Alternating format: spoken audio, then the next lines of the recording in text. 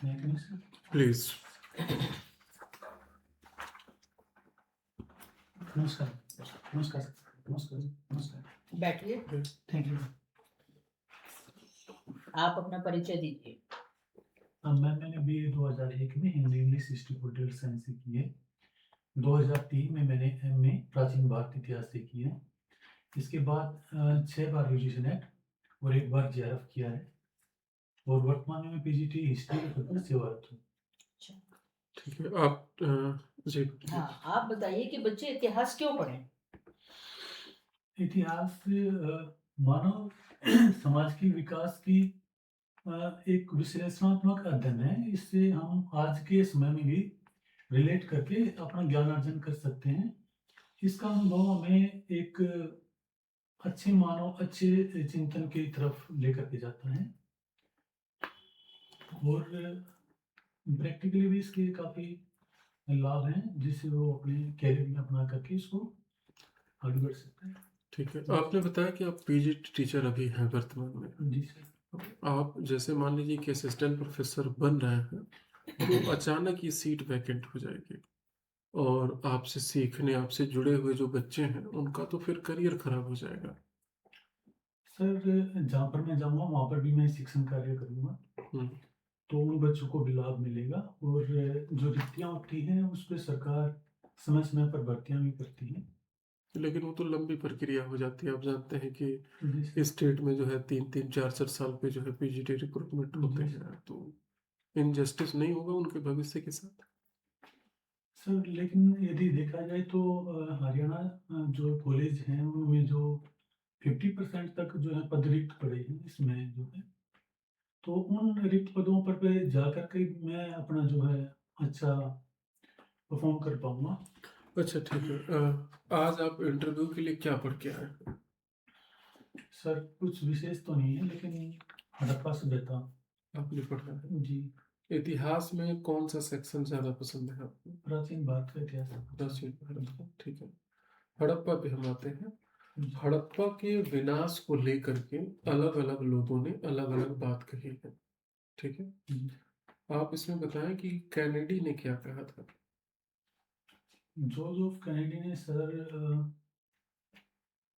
महामारी का जहाँ तक मेरे को ध्यान है सर ज़्यादा कि उन्होंने मलेरिया जैसी कुछ ठीक है, एक कोई रसियन व्यक्ति ने भी बताया था हड़प्पा के विनाश पे कुछ कहा। दिमित्री देव ने बनाया था हाँ। प्राकृतिक आपदा या कुछ ऐसी गाज गिरी होगी जिससे इसका पतन हो गया। ठीक है, और एक आध आपको नाम पता है?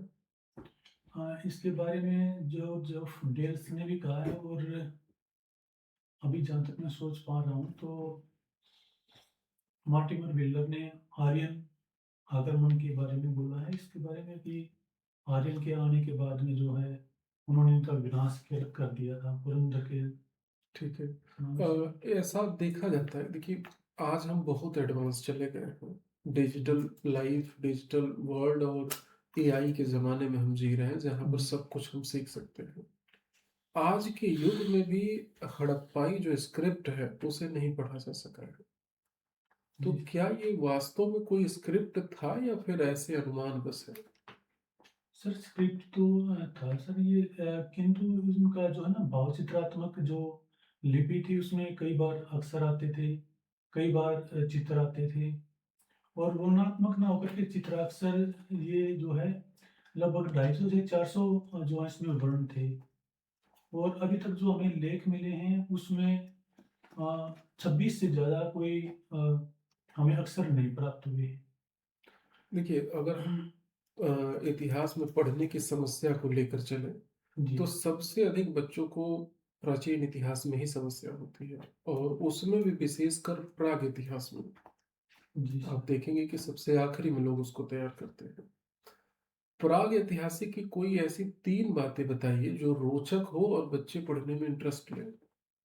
सर भीमबेटका की गुफाएं हैं उसके चित्र दिखा करके जैसे एक युगल दंपति उसमें शहद का आनंद लेते हुए हैं और उनके जो चित्र हैं जैसे आखेट करते हुए और इसके साथ ही उनके जो प्रयुक्त जो उपकरण हैं वो उन बच्चों को दिखा करके कि जैसे कि पूरा मतलब कि प्राचीन जो पूरा पाषाण जो काल था उसमें इस प्रकार के थे, मध्य पाषाण में इस तरह से परिवर्तन आए थे और कहीं न कहीं ठीक उनकी है, थोड़ा थिंकिंग और रोकना कुछ चाहेंगे जी, आपको। उसी में देखेंगे पूरा पूरा वाले में ही जी सर, कि कई ऐसी जगह है जहाँ राख का टीला मिला है।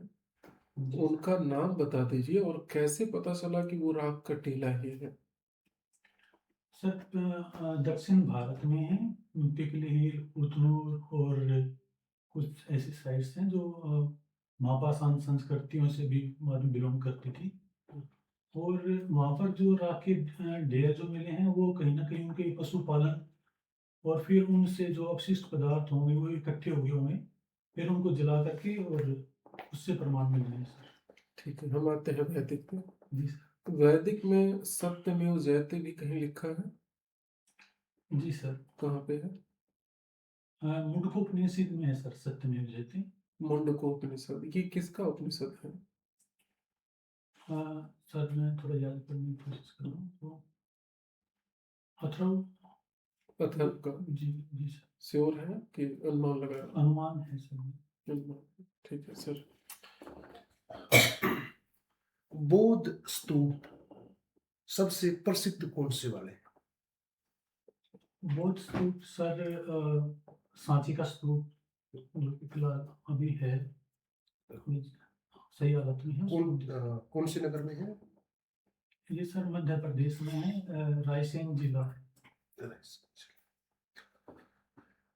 गुप्त काल के पतन के क्या कारण थे? गुप्त काल के पतन के सर कई सारे पक्ष हैं इसमें, जिसमें कोई 3। जी सर, एक तो सामंतवाद का उस समय जो है उदय हो गया था, विकेंद्रीकरण जो है वो आ गया था, अयोग्य उत्तराधिकारी भी हैं और अयोग्य किसको मानते हैं? सॉरी सर इसमें जो है नाम नहीं बता पाऊंगा मैं। उस जी, भूदान की प्रथा कहाँ से शुरू हुई थी? भूदान की प्रथा सर दक्षिण भारत में पय्यमपल्ली जो गांव है वहां से शुरुआत हुई है। सती प्रथा कहाँ से प्रारंभ हुई है? सती प्रथा के सर्वप्रथम प्रमाण हमें भानुगुप्त के एरन जो अभिलेख है उसमें पता चलता है, 512 ईस्वी का ये अभिलेख है। ऐसा मानते हैं कि गुप्त काल से ये प्रथा प्रारंभ हो गई थी। गुप्त काल से सर अभिलेख के साक्ष्य मिलते हैं, किंतु उससे पूर्व में भी सिकंदर के जब आक्रमण हुए हैं तो कुछ ऐसे हमें साक्ष्य मिले हैं कि सिकंदर के आक्रमण के समय एक राज्य ऐसा था जहां स्त्रियों ने सिकंदर की सेनाओं का सामना किया था।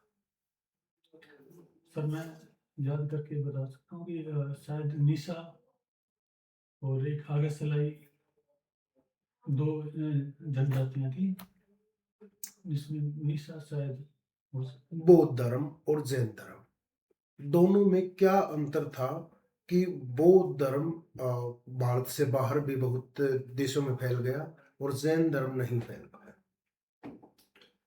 सर बौद्ध धर्म का सहज और सरल रूप और साथ में इसको जो कुमार जी और अन्य जो भिक्षु थे वो इनको जो है बाहर देशों में लेकर के गए थे व्यापार ठीक है, वाणिज्य के साथ थोड़ा में मैं रोकना चाहूँगा। जी सर। जिस टॉपिक में आप कंफर्टेबल हैं हमें बोर्ड पर पढ़ा कर दिखाएं, मार्क कर लीजिए। जी सर मैं हड़प्पा के बारे में ही थोड़ा हाँ, शुरू करिए।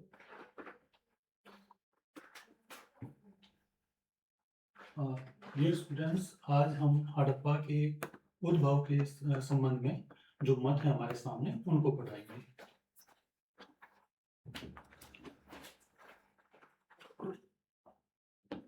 हड़प्पा सभ्यता के उद्भव संबंधी मत। इसमें सर्वप्रथम जो है हड़प्पा जो एक प्राचीन हमारी सभ्यता थी, गौरव का विषय था। यह लगभग 5000 वर्ष पूर्व जो है भारत के उपमहाद्वीप में स्थित थी। तो इसके जो उद्भव संबंधी जो मत हैं उसके बारे में काफी भिन्नताएं देखने को मिलती हैं। तो इसमें जो दो मत हैं, स्वदेशी मत है और दूसरा विदेशी मत है। विदेशी मत के जो विचारक हैं वो मार्टिमर व्हीलर हैं, गॉर्डन चाइल्ड हैं, क्रेमर हैं। इन्होंने कहा है कि हड़प्पा सभ्यता का जो उद्भव है वो कहीं ना कहीं मेसोपोटामिया से जुड़ा हुआ है। किंतु यदि इसका सूक्ष्म विश्लेषण करते हैं हम, तो हड़प्पा सभ्यता की जो मैं रोकना जी चाहूंगा सर। आपको। आप हमें इसकी जगह जो है दिल्ली सल्तनत की प्रशासनिक व्यवस्था पढ़ाइए। जी सर, इसको हम्म,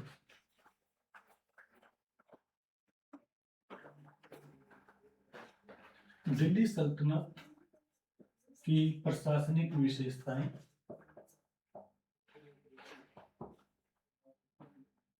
दिल्ली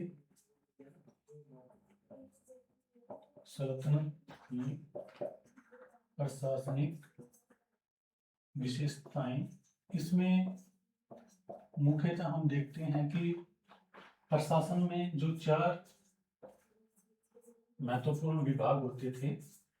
सर्वप्रथम दीवाने विजारत,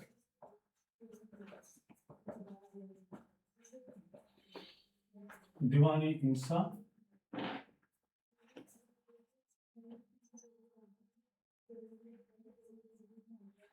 दीवाने आरिज। ठीक है, अब बैठ जाइए। हाँ, कर दीजिए।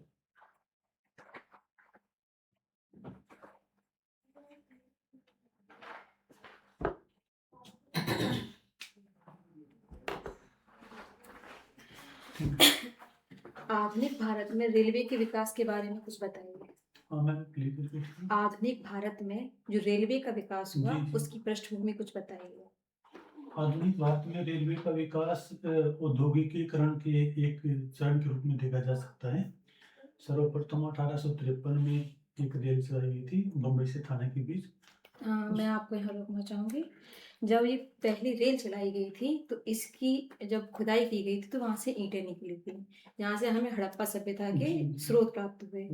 तो फिर उसके बाद में हड़प्पा सभ्यता सामने आई तो जो अंग्रेजों की जो सभ्यता थी उस पर एक सवाल उठ गया था, एक प्रश्न चिन्ह लग गया था। जी। तो आप ये मान सकते हैं कि रेलवे के विकास ने मतलब अंग्रेजों ने अपने पैर पे कुल्हाड़ी मार ली थी। हाँ, ये एक संयोग की बात है मैम, क्योंकि उससे जो है ना उस समय जो है जब वो बिछाई जाने लगी थी तो उस समय हमें कुछ हड़प्पा के अवशेष मिल गए थे। हालांकि वाइटमैन गॉर्डन थ्योरी अंग्रेजों ने अपने साम्राज्यवादी विचारधारा के अंतर्गत दी थी।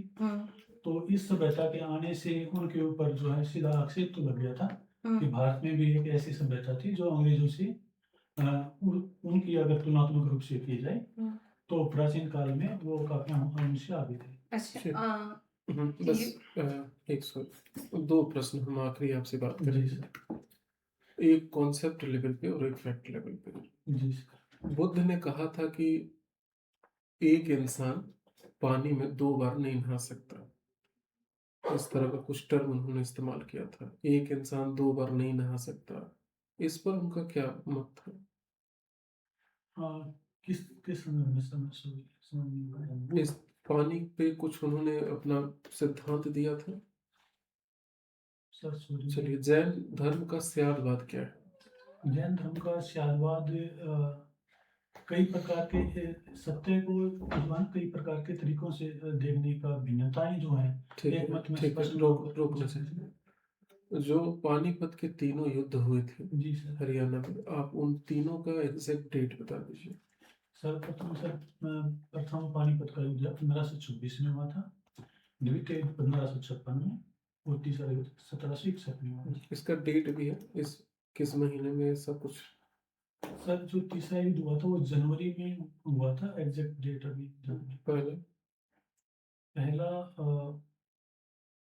आप इसके टीचर अप्रैल के आसपास में जी। आप इस विषय के टीचर हैं तो ये तो आपने कई बार पढ़ाया होगा। सर अभी याद नहीं आ रहा, अप्रैल में था सर। हाँ, पानीपत की पहली हिस्सा में। चलिए, आज का इंटरव्यू हम यही समाप्त करते हैं, आप जा सकते हैं। Thank you sir.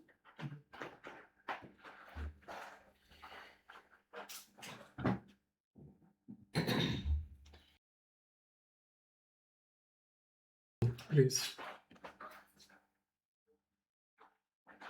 बैठिए। रविंदर जी, अगर आज के इंटरव्यू का खुद आपको फाइंड आउट करना है कि क्या गलती रही तो क्या कहेंगे?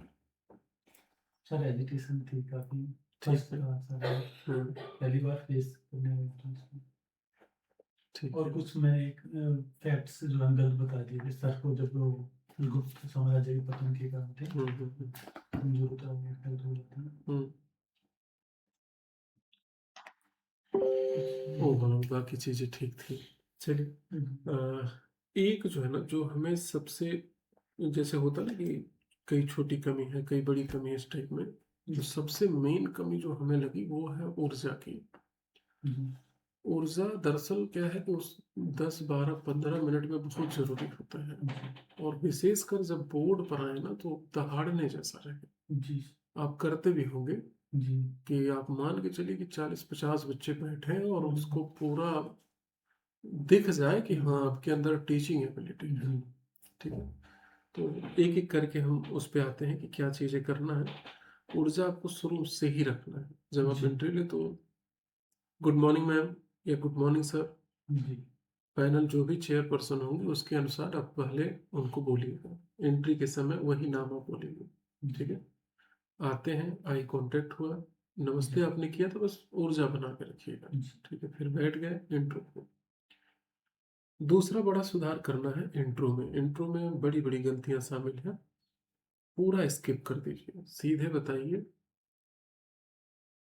स्नातक इस वर्ष, स्नातक इस वर्ष, नेट जेआरएफ, जी फिर आप जॉब पे हैं।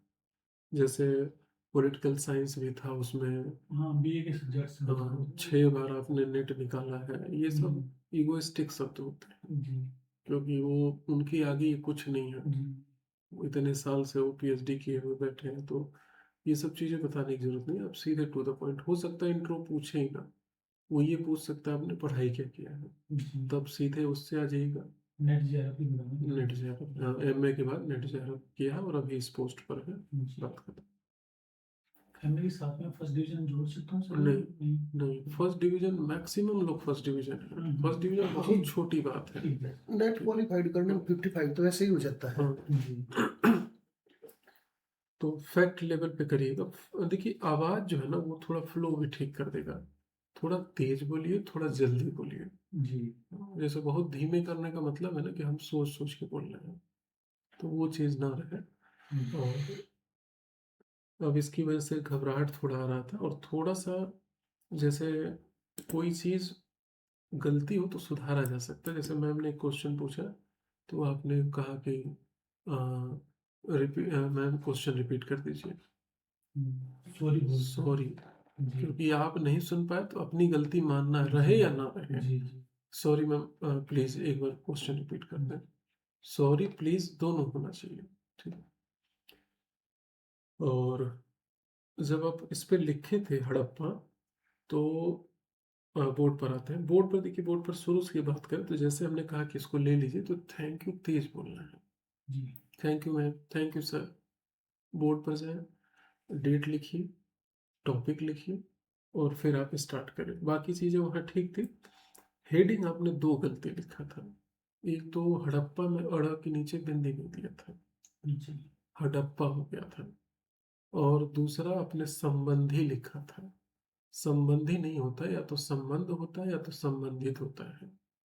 ठीक है, तो हड़प्पा से संबंधित ये चीजें आप उसको लिखिए।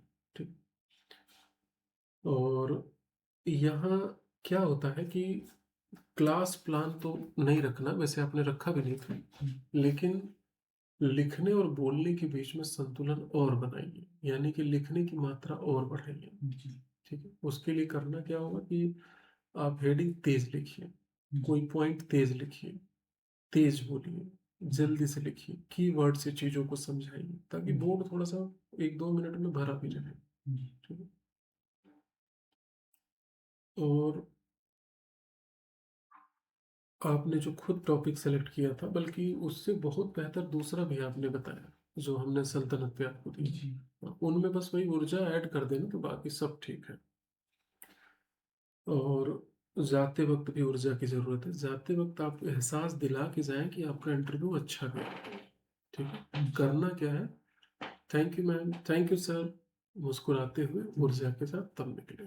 मतलब उन पर दबाव एक बने कि हम मान रहे हैं मेरा अच्छा गया है, कि अगर आप 7 दे रहे हैं तो 7.5 दें, 8 दे रहे हैं तो 8.5 दें, एक प्रेशर डाल के जाए। ठीक है, जैसे क्या होता है ना कि पहले वो कंफ्यूज रहते हैं कि हम 7 दें या 7.5 दें, फिर आप उदास होके चलते हैं तो मान लेते हैं अच्छा लग रहा है कि खराब मान रहा है तो ठीक है 7 ही दे देते हैं। तो वहाँ थोड़ा आप तेज बोलने में थोड़ा सा इसलिए हिचकता कि थोड़ा ना पोलाइट और थोड़ा सा ठीक सा लगे, तो तेज बोलने में कभी ऐसा ना लगे कि और सा ज़्यादा आपका तेज जैसे बोल ये दिया है ना ना। औसत जी, रहे, कम नहीं। जी, जैसे आते वक्त तेज कर दीजिए, जी, यहाँ पर तेज कर दीजिए, और जैसे आप बोल रहे हैं वहां पर स्पीड बढ़ा दीजिए। आवाज भले धीमा करिए लेकिन उसको थोड़ा सा जल्दी कर दीजिए। ठीक है, और बाकी ठीक है। एक सबसे अच्छी जो बात है ना वो है शालीनता आपकी है, आप उसको खराब नहीं कर पाएंगे, वो चीज़ें ठीक है। आपकी नॉलेज अच्छी है, जैसे कई बार हम घुमा फिरा के कॉन्सेप्ट आपको दे रहे थे लेकिन आप कुछ ना कुछ जानते हैं उसके बारे में। बस एक जगह जो है ये, एक पानी में 2 बार नहीं नहा सकते, ये बुद्ध का बहुत बड़ा वो है, दर्शन है। तो उन्होंने कहा था कि पानी जो है वो नदी में कोई 2 बार नहीं नहाता है, ना किसी बाल्टी से। वो पानी का कण है जो एक व्यक्ति को एक ही बार छू सकती है, फिर वो चली जाती है। तो इसलिए नदी में हम दोबारा नहीं नहाए, वो दूसरी नदी है। ये पूरा उन्होंने इस पे दर्शन दिया है, आप इसको पढ़िएगा, ये अच्छा लगेगा। जैसे सियादवाद को आप एग्जैक्ट आपने बताया, उसी तरह से इस दर्शन को भी आप देखिएगा। ठीक है, बाकी ओवरऑल चीज़ें ठीक है। आप कुछ और जानना चाहेंगे पैनल से? बस सर दो जो है नेक्स्ट मैं सोच तो ये रहा था कि ऑफलाइन दो, हाँ लेकिन बस थोड़ा सा रीजन है तो ऑनलाइन में देना चाहूँगा। चलिए, वो तो हाँ, देखिए, आप अगर हाँ। इसके बाद भी ऑनलाइन सेलेक्ट कर रहे हैं तो निश्चित रूप से बाध्यता होगी आपकी, जी, लेकिन हमारे पास पूरी आज़ादी रहती है कि आप जब भी मन करें आप जी, ऑफलाइन आ जाइए। जी, ठीक है, इसकी कोई वो नहीं है कि आपने कह दिया, वो नियम नहीं बना है। जी, ऑफलाइन के लिए हम हमेशा स्वागत करते हैं। ठीक, ठीक है, और कोई बात? बस। चलिए, आप इसे ले लीजिए, और एक आईने के रूप में जो थोड़ा सा कट होगा वहीं पर एक दिक्कत है, नहीं तो बाकी सारी चीजें ठीक और है। कुछ थोड़ा बहुत अंदाजा सर कितने का कुछ स्कोर रह सकता है कि आप देखिए, आप दो लाइनर्स तरह के से, उसमें देखें जी। अगर अभी आप मार्क्स में दो तो हम्म, लगभग आपको 5.5 से 6 दूंगा। जी, ऊर्जा ऐड कर दो तो 8.5 से 9 दूंगा। इतने का फर्क है ऊर्जा में। जी, ठीक है, क्योंकि वो तीनों जगह चाहिए, एंट्री, बोर्ड और एग्जिट। जी, वो हमारे विश्वास और ज्ञान का एक प्रमाण है कि हमें पता है, तभी हम उस तरह से कॉन्फिडेंस से बोल रहे हैं। जी, ठीक है, तो इसलिए उसमें काम करना समझ रहे होंगे कितना जरूरी है। ठीक है, ठीक है, okay, thank you. Thank you.